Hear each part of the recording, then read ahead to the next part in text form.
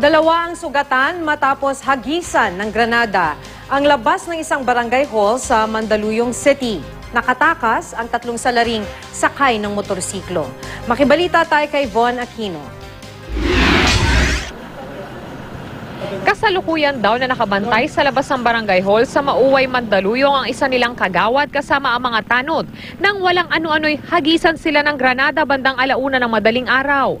Nakasakay daw sa 2 motorsiklo ang 3 hindi pa nakikilalang suspect. Pero dahil sa bilis ng pangyayari, hindi na raw nila ito namukaan. Biglang may dumaan na motor.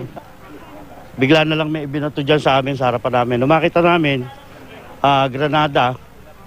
Kaya kami, pagkakita namin na granada yung ibinato, nagtakbuhan na kami. Umikot pa, umagis yung grip. Tumakbo ka kayo tabi rito. 2 kami. Pumutok na. Bago kami pumunta rito, pumutok na eh. Matapos ang pagsabog, 2 sa kanilang mga kasamahan na kinilalang sina Ronald Tiangco at Tirso Jeronimo ang tinamaan ng mga tumalsik na shrapnel ng granada. Si Tiangco ay tinamaan ng shrapnel sa tiyan habang si Jeronimo naman ay tinamaan sa kanyang hita.